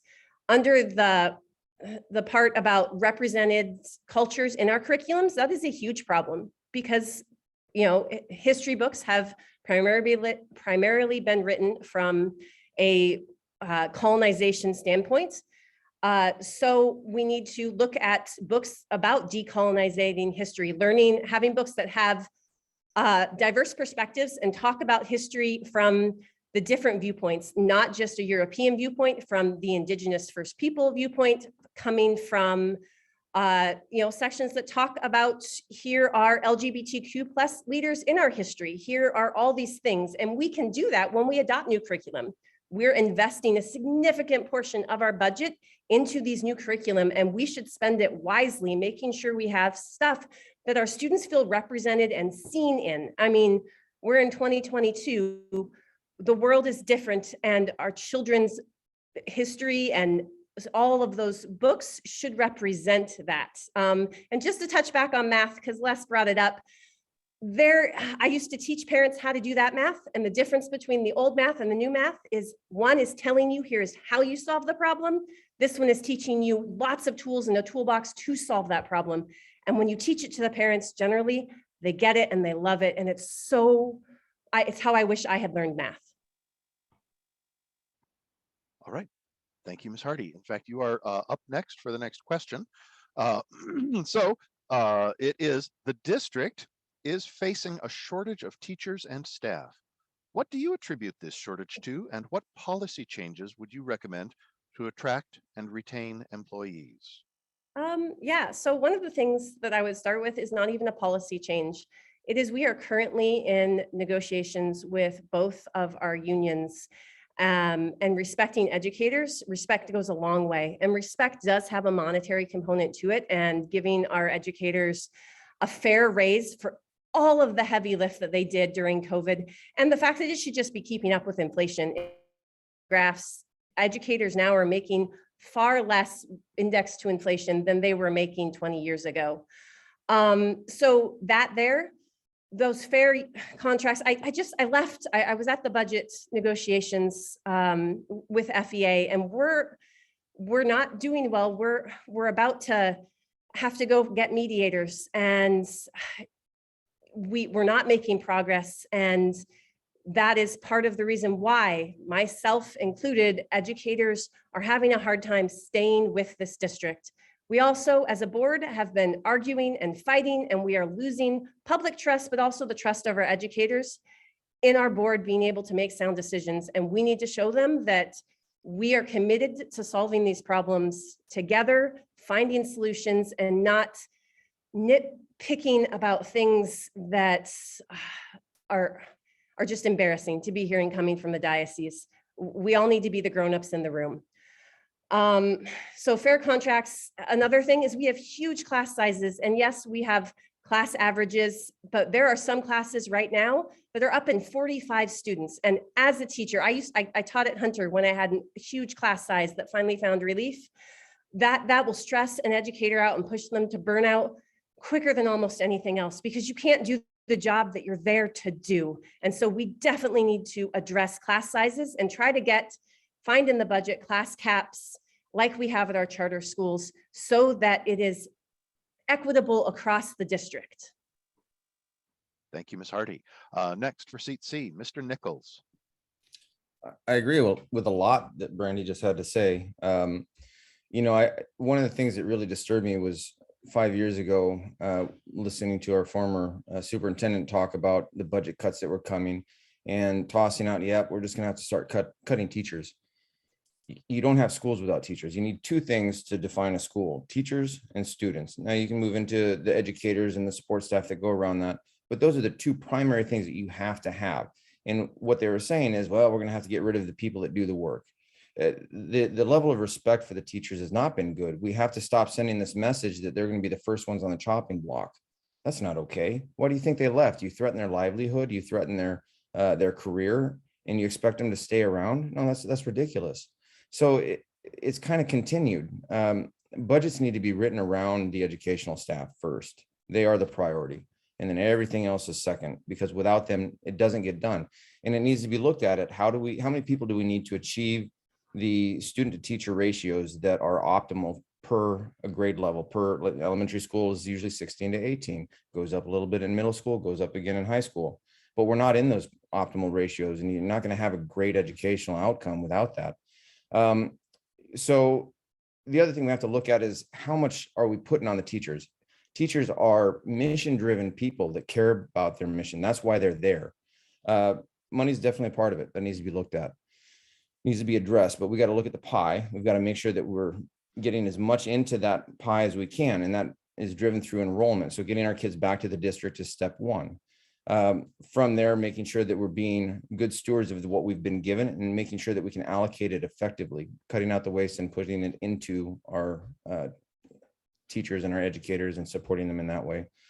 Then we have to create an environment that tells everybody that this is a good place to be a teacher or an educator and get them back into our workforce. You got to stop the bleed first. If we continue to lose people, recruiting is second to retaining, and we need to deal with that very quickly.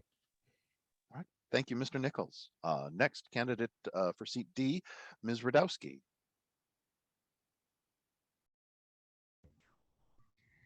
So the district is facing a shortage of teachers and staff, and I've been speaking to many of them. And so I also want to say I echo what Brandy said. We are in contract negotiations, and they need to be fair. They need to listen to what the educators are asking for. They want their health care benefits. Come on now. They want them to pay more money. That's just no, that doesn't scream to me, I want you here. No. Also, respect, a simple thank you for going through COVID, going through that. And as a nurse, I know how it was. And a simple thank you, that would be okay, thank you for acknowledging what I went through, what the educators went through, excuse me. Also, I was at the ESSA meeting, a bargaining meeting a couple days ago, and I was told that there's no no built-in days to shadow. They're just given the keys and get here, go. There's no on-the-job training per se. And I don't understand that. And that is very daunting and debilitating. They need to be treated better. And we need, as a board, we can try to push that respect for all the educators. Okay, thank you. All right. Thank you, Ms. Radowski. And last for this question for seat D, Ms. Burnett. Yeah, so our teachers are the glue that holds it all together. And I agree with all the candidates. They have been treated like just it's been utter nonsense the way our teachers have been treated, the things they're being denied. When we are, as parents, handing them our children and saying, here you go, 8 hours a day, take care of Johnny. Johnny's a good boy, but we all know Johnny's going to go misbehave. And there are classes at West Valley right now where there's kids sitting on the ground because there's 42 kids in the classroom. How do you expect a teacher to handle that? There's no support. They're paying out of pocket for classroom supplies. Anything that they need, they're paying that, and we're not giving them anything. Brandy is absolutely right. The negotiations right now are utterly ridiculous, and our teachers are being disrespected. And it's up to us as a community to scream loud and clear that our teachers deserve all the respect in the world. Whether that's a policy thing or not, I'm not sure, but I do know that communication goes a long way. I know that our borough assembly candidates, Brett Roderman and Les Nichols, they've done a really good job with culture where they work. And sometimes it's not all about money and benefits. It's about the way you're treated. It's about knowing that you have a solid workplace with people who respect you, people who listen to you, people who take into consideration the things you're bringing before them. And that is how we need to be treating our teachers. We need to be listening to them. We need to be taking into consideration everything that they are saying. And we need to cater to that. We need to support them, give them money for supplies, give them raises, make the banquets, dinners, lunches, whatever they got to do to make the atmosphere better. These teachers do deserve a thank you. These teachers deserve all the support in the world. And it's time as a community to come together and rally behind them. Thank you. All right, thank you, Ms. Burnett. All right, so for our next question, the seat D candidates are up again first. And in fact, Ms. Burnett, you are going to be the first one this time. So the question is, considering public testimony is a vital part of the decision-making process, how will you weigh public comments to help you make a decision on an issue? How will you ensure that marginalized communities are safe enough to engage during public testimony? And you'll have 2 minutes. So let me read this question just one more time here, make sure I'm understanding it properly. First off, considering public testimony, that is vital. Bringing our community in, listening to what our community is saying, and allowing them to be part of the decision-making process. You don't see a lot of that. We have a board who does not tend to listen or cater to our community. They come in with agendas and they decide before the meeting has even started that this is the way they're going to vote. As a board member, I would highly recommend that all of our board members keep an open mind and definitely listen and take into consideration everything our community is saying. After all, our community is the one that's the heartbeat of our school district, and they need to be listened to. And when we listen to our community and we take into consideration the things that they are bringing forward, we then can make policies to create a safer environment for all of our children. I like to say I've got this umbrella, right? And this umbrella doesn't leave a pile of kids out there in the rain getting soaking wet and dirty. My umbrella covers everybody. And so my intention is to make this a safe environment for everyone. And we do so by listening better. Listening is so key. Thank you. Thank you, Ms. Burnett. And also for seat D, Ms. Radowski. Okay, so I am big on empathy. I live it every day. I am big on empathy. I listen and we make compromises, even if we may not agree. That's okay. That is just fine. If I was serving on the board, it would be my job to listen to all perspectives with an open mind. And I would also, as far as testimony goes, when someone is an expert in their field, I'm not going to not take what they're saying, with a grain of salt. They're the expert in their field. I'm going to defer to the expert in the field because they know more than I do. And also, when someone tells you this is what's going on, this is how they feel, I'm not going to come back and go, well, I don't feel that way. No, not doing that. We need to be great listeners and be open to all different perspectives. Thank you. Thank you, Ms. Radowski. And now the candidates for seat C, Mr. Nichols, I'll ask you to go first. Sure. So I think it's really important to listen intently and actively.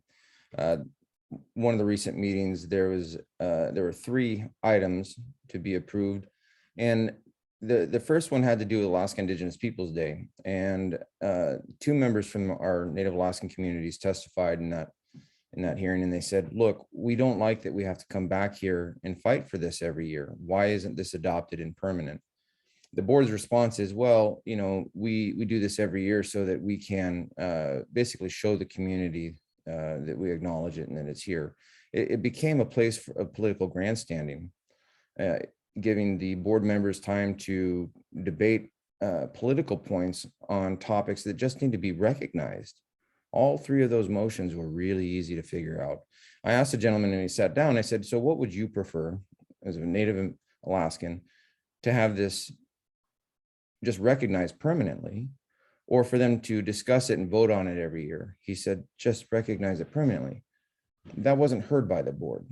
They spent several hours debating and arguing over these three things that did not bring more money to our schools. They did not help our teachers more. They didn't accomplish anything. They just created a divisive argument with three different, well, I won't say quite three different communities, but it was just silly. There was productive work that could have been done in that time, and it got pushed off to the end and had to be extended into another meeting. So we have to listen actively. We have to listen for the people's experience, their education, their perspective, and we have to give it deep considerations, because we can't possibly have all the answers ourselves. And that's how you get to a good decision, is through analyzing new information and being able to change your mind when you're presented with new information, and that's got to come from the community. Thank you, Mr. Nichols. And last, also for seat C, Ms. Hardy. Yeah, I'm going to ride Les's coattails on that one. That was beautifully said. I was at that meeting as well, and I was embarrassed. There was damage done to communities at those meetings, and I was listening and a part of the meetings last year. And I know that there are people in the community and on the board that brace for impact every time those three things come up. And it is embarrassing. And I agree, we need to listen. Nothing about us without us. Listen to the people who are being honored by those. And we need to not continue to let voices have microphones that are spewing nothing but hatred. So I agree with that. I will also say that, as somebody who's testified at many board meetings now, sometimes it feels like you're going into an inquisition. You were prepared, and they're only supposed to ask questions, but you're getting grilled from the diocese. I've been cut off because they didn't like what I was saying. I definitely did not feel heard or listened to. And I was talking about things that involved my children. This was long before I ever decided to run. Even when I was an educator at Tananal, I spoke about things, and that was a long time ago. That's an intimidating position to be in.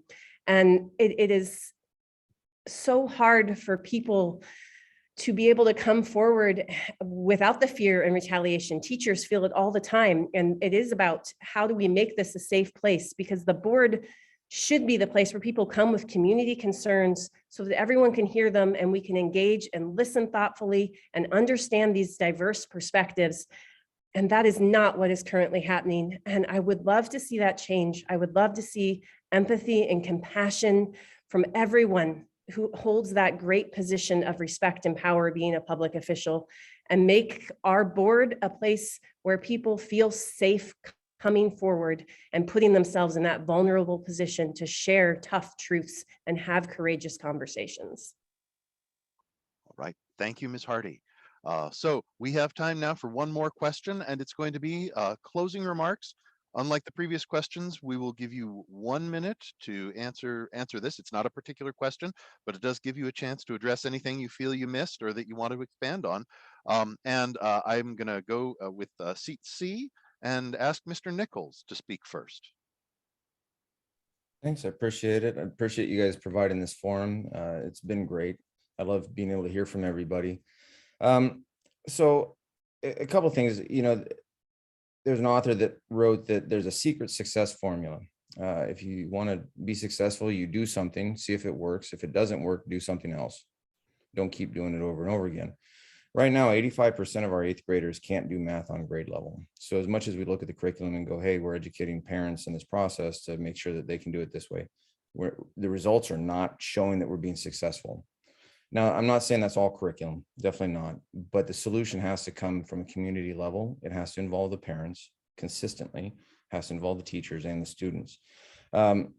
When it comes to the problems facing the district, I feel like I'm really well equipped to help, because I have been in education, I have been a business leader, I have been a nonprofit leader, and I've got a track record for this. I've built teams, I've interviewed leaders for positions, and I'd like to put all that to work again for our schools.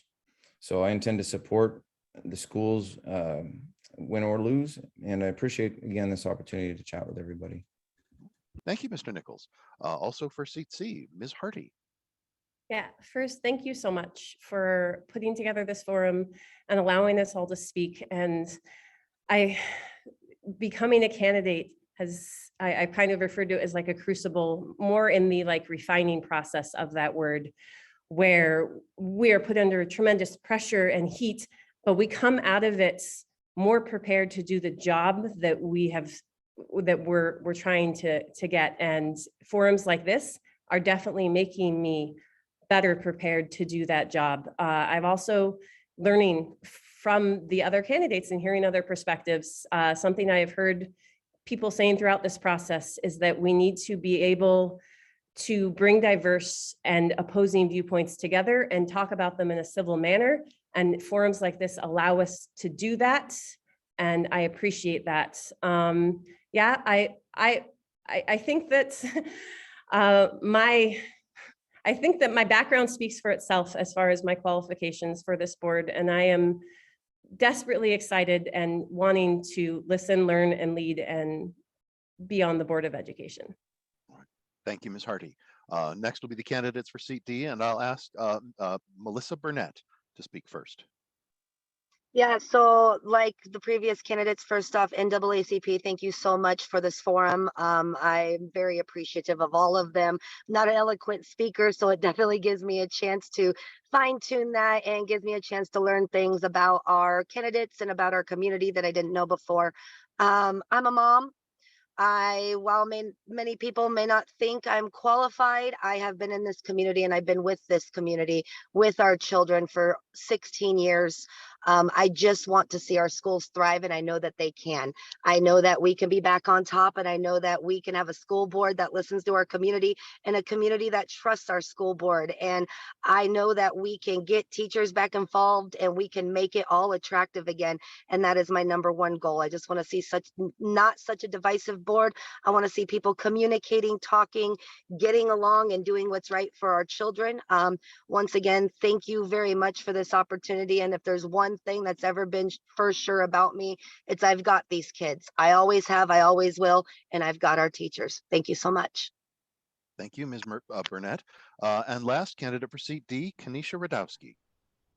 Again, thank you to the NAACP for hosting this forum.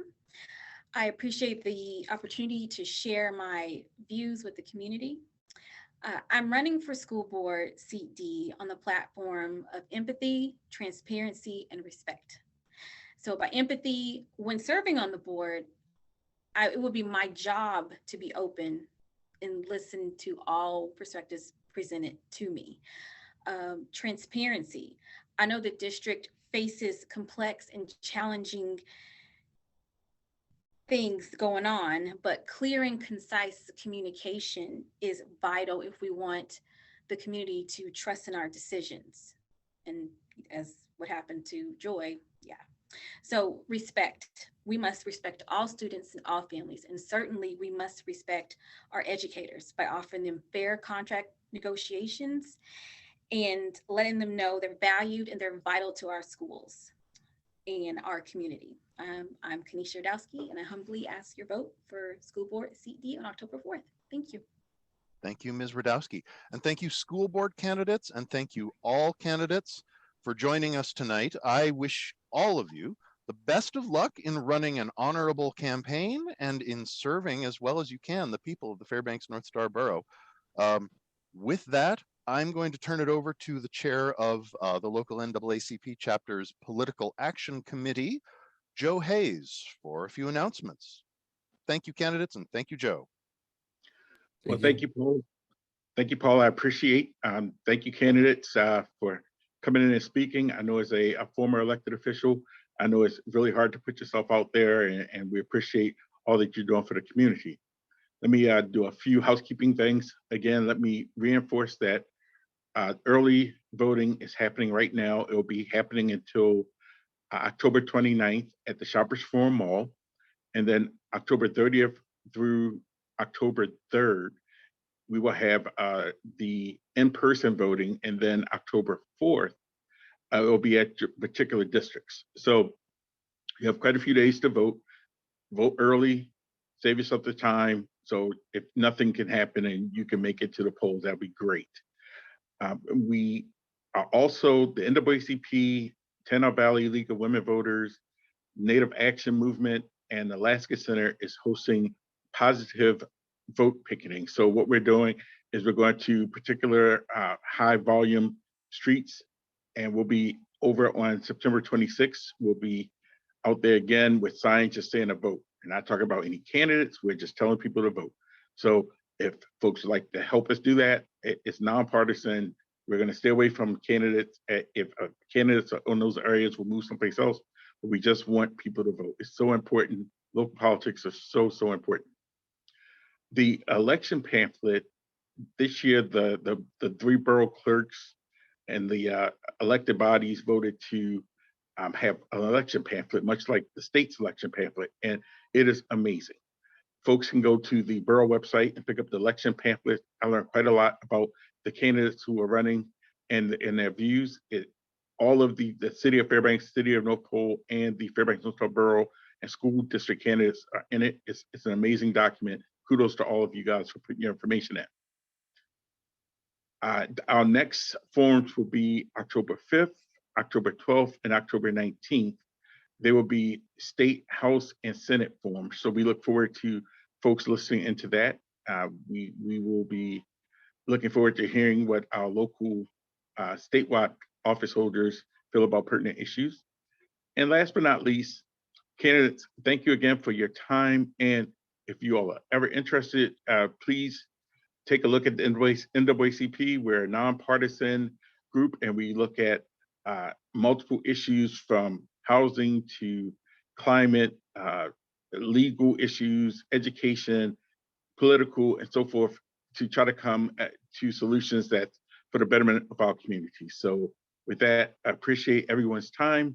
We're 2 minutes over. I apologize, and may everyone have a nice night. Thank you. Good night, all. Good night. Thanks. Thank you, everyone.